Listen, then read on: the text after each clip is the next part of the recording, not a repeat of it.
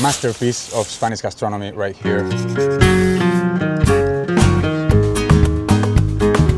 Spectacular. But you only get to recognize this flavor and how this recipe is such a masterpiece if you make it right.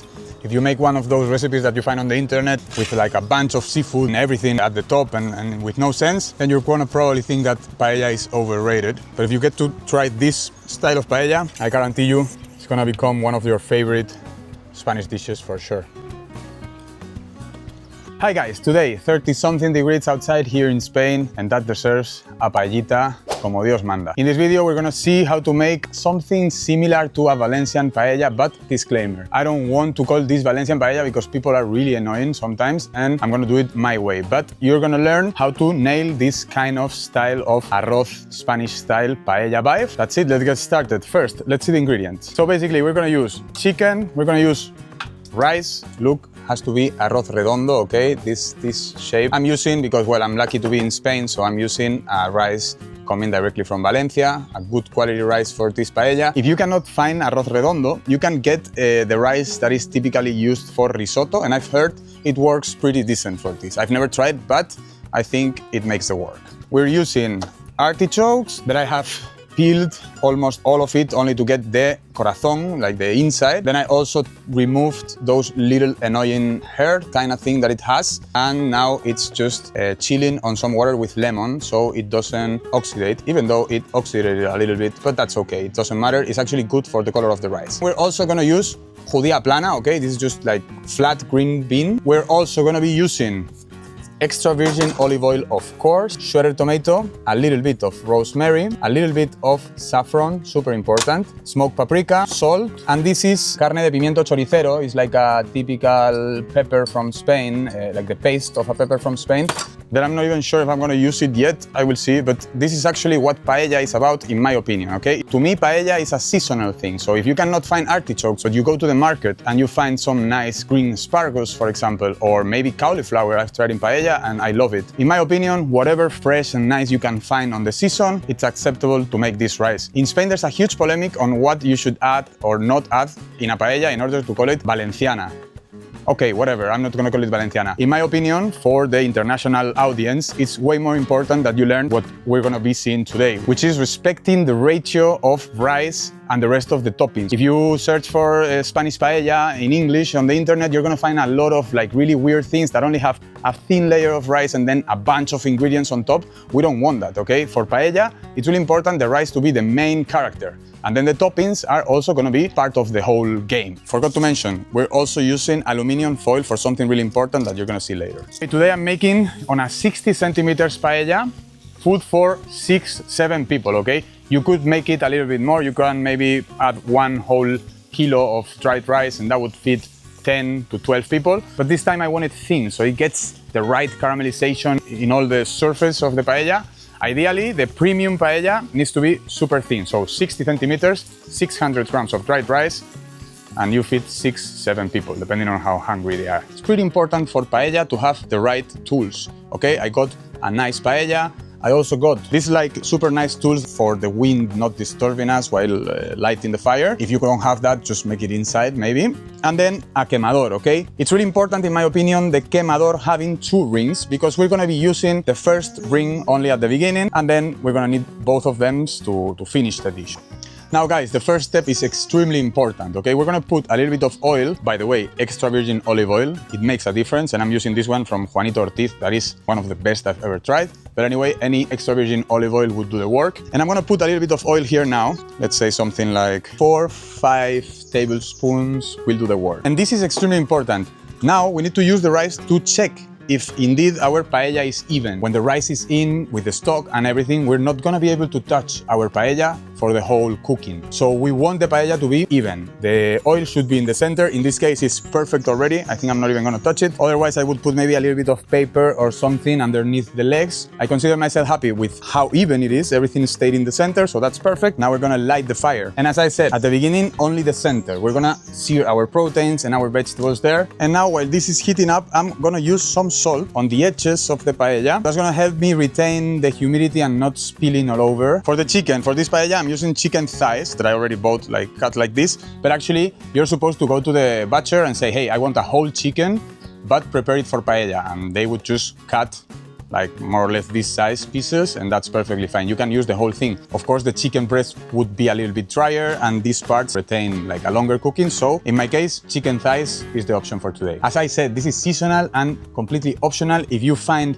another thing that you want to use instead of chicken, go for it. Traditionally for Valencian paella, they use chicken and rabbit. Today, all chicken. Tomorrow, maybe I want to make it with pork ribs. Whatever you want, you know, just have fun with cooking paella. It's, in my opinion, the only thing that matters. And respect the rating. Now, so what we're gonna do now is sear our chicken, and we're gonna try to not move it too much. Just leave it a couple minutes like this so we get those beautiful Maillard reactions that are gonna be essential to get a nice flavor in the stock later. Right now, if I try to move it, it's attached to the paella, but that's actually what we want. We're just gonna leave it until it naturally creates that crust that is gonna bring the stock to a next level, okay? Really important. It's the difference between a shitty paella and a good one, to get in this step a nice color on our proteins. You see, this is the color we're looking for, okay? Extremely golden, all caramelized. And now you see a little bit of chicken got attached to the paella, but that's perfect. That's almost mandatory, okay? That's gonna caramelize and we're gonna get a super nice flavor out of it. Now let's try to turn them all around. And the pieces that I consider already golden beautiful, I can already move to the side. It's actually a one-pot recipe. That's why I need 2 rings, because I'm gonna be cooking here, and here I'm gonna just place all the ingredients that are ready for later. Okay, so now I see already golden color in all my pieces of chicken. So I remove them to the side. As I said, I'm also gonna make an effort to also get some of these crusts out. I don't want to burn them, but this is gonna wait here. That's gonna be a lot of flavor later. We're gonna do the same with the vegetables. Already has oil enough, also the chicken released a little bit of oil. So now is the time for the artichokes. And we also move them a little bit so they get the fat. And maybe use a little bit more. Just as with the chicken, we want to get a little bit of brown edges to enhance the flavor. Okay, well, enough. Now to the size. Now the judía verde, in.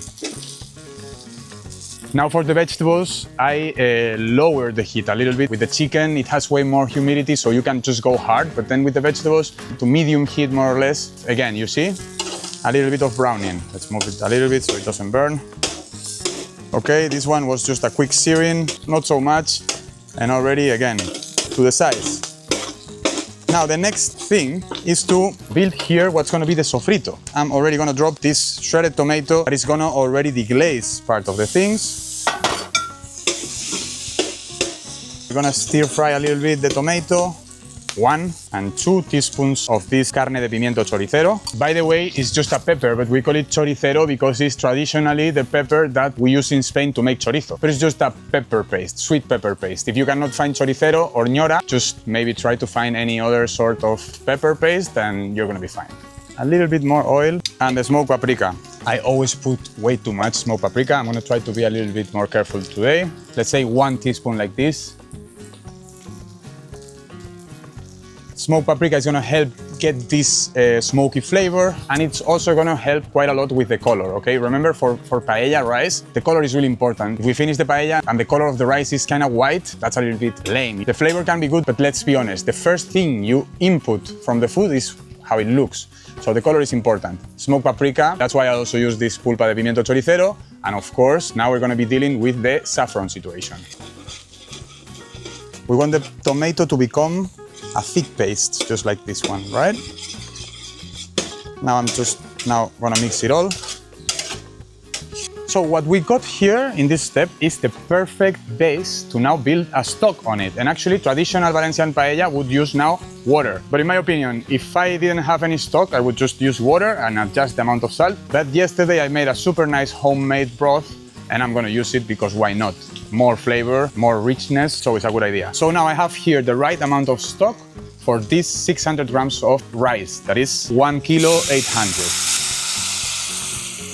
I'm gonna lower the heat for a second now here because I wanna explain you something. So this is the right amount of water that we need, but now we're gonna add more water and we're gonna let it reduce so all the ingredients get a little bit of flavor into the broth and stuff. So what do? I create a mark with this to know the exact amount of water that it needs to have in order to drop the rice. I'm gonna make something like this and I'm gonna put it here, just touching a little bit over the water, right? And we make it tight here so it doesn't move anymore. And now I add more water, okay? This is just water, not broth. All the ingredients are covered by the water and we can now cook this until it reaches that level again. Now we need the 2 rings, maximum heat. Just let it cook. I think it's gonna be around half an hour more or less, and then is the moment of the rice. Meanwhile, let's handle the situation with saffron. That is really important. For a paella of 6 people, actually this is 1 gram and it should be 0.5 for 4 people. So this is 6 people, I'm gonna do a little bit more than half actually. So for example, I think this would be a right amount. I just make a little bit of like an envelope and we're gonna toast it. It's important that you toast it because you develop different flavors in the saffron and it's just way more aromatic and way better. But be careful because this thing burns super fast and it's pretty expensive. Before this, don't forget to subscribe, guys. I really appreciate if you can just click the subscription button. That will help me a lot and we will be able to make way more videos like this one, okay? Subscription, like also helps quite a lot and it's free. Both things are free, so perfect, no? The flame is maximum heat and I'm gonna do this. 1, 2, enough. The other side, 1, 2, a little bit more time. Should be enough. Now let's open it. Now I smell it differently. I smell a little bit like toasted tones. And if you look, actually look, some of them burn, you see? Those we don't want them, but the rest is dry and perfect. To the mortero. And we grind it. And the best trick, guys, to infuse the saffron properly and get all that color is use cold water. Put a little bit of water here, that's enough. And I'm just gonna let it chill here while the stock is cooking. We've been cooking here this amazing stock that already smells crazy for 20 minutes, half an hour more or less. You can see here that it's already almost in the right level. So now I'm gonna drop the infusion of saffron. This is going in, boom. Clean the pestle and mortar, or the mortar, or the pestle, whatever. Okay, so all the color is in. Let's distribute it nice and good. And now is the moment for the rice. I'm gonna prepare here a little bit of a X kind of thing. I'm gonna separate the toppings. And now I'm gonna drop the rice and draw an X. This is something to just make it easier to distribute. I'm gonna distribute it by quarters. So I just like put this here. And this here, this here, and this here. Also, if the paella is not too big, and you can maybe do this so it's all even and good. Now, something quick that I forgot to tell you. We need to try the broth. We need to try the broth in this moment, or actually maybe before the rice, but whatever. Perfect. It should be a little bit over salty because the rice is gonna absorb all this flavor. This is now perfect, and now, as I said, we don't move it for the next 15 minutes. Ideally, around 5 to 7 minutes high heat. We want the thing to be like boiling strong, and then we lower the heat for the rest of the time. I'm gonna set a timer of 14 minutes because more or less already 1 minute happened. And as I said, I'm not touching it, I'm just like, you know, fixing those grains that are outside of the broth, but I'm not digging the spatula in. That's forbidden. Otherwise, we would release all the starch from the rice and that's gonna make it sticky. We don't want that, so we don't move it anymore. Okay, after 5-6 minutes, we lower the heat and we let this slow cook for the rest of the time. 10 minutes more or less, and this is almost done. Forgot the rosemary, Valencia's gonna kill me. Anyway, no matter, for the last minutes, I'm gonna put it in the flame a little bit. Maybe a little bit too late. You're supposed to do it whenever you put the rice in, okay? But well, whatever. It's still gonna give a little bit of aroma, you know, to the whole thing. Now, last 5 minutes, this is already super dry. And if you're cooking for your family, friends and stuff, a lot of cuñados are gonna be around the paella saying, hey, chef, I think it's missing some broth, right? You should add a little bit more broth. No, trust the process. Just keep it low. It looks dry, but this is extremely hot, so the rice is still cooking. Just respect the cooking times. Then we're gonna let it chill, and the texture of the rice is gonna be just perfect. So believe the process and hold on. Don't fall into the trap of the cuñado saying, hey, more water here. Should I add a little bit more beer? No. Get out of my paella. Get out of my kitchen. 15 minutes, but this is not ready yet. Now the Socarrat. Outside ring, maximum. The inside ring, medium heat, not maximum, because otherwise it burns. A little bit upper medium, you know? This is what we want to hear, all this crust happening right now. And now all the senses have to be here. I need to be hearing, I need to be also smelling, because it's a matter of seconds from getting a nice caramelized Socarrat to burning the whole paella, and then everything smells and tastes not so good. This is enough. I'm gonna turn it off. And last but not least, we have to let it chill. We have to let the rice chill for 5 more minutes. That is crucial. Okay, with some towel cloths. And we let this chill 5 minutes or even 10. The second round of the paella is going to be better than the first one because the rice have chilled a little bit more, and it's always better for the rice to chill.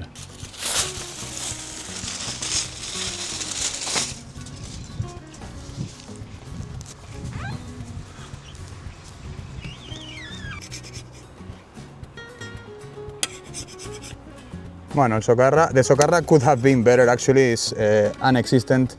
Maybe if I go here, let me go here. This is the best part, the caramelized edges. There you go, look. Here we have some Socarrat. It's not the same to eat, like the one in the edges, the one in the center. So either, traditionally in Valencia, you serve the whole thing and people, with the fork or whatever, get to decide what part are they gonna eat. Oh my God, I already tried it. It's spectacular. Really important to nail the amount of salt that you put in the broth, to try. Remember, it has to be slightly more salted than how you would enjoy a soup. And well, if you follow all these steps, it's amazing. In this case, we're gonna just serve it in plates. So then I like to mix it all. So then everybody gets to try some of the caramelized grains together with the one in the center. And that's also how they do it in a restaurant, if they have to serve you per portions, I've heard. Get all these ones, they are my favorites, for sure.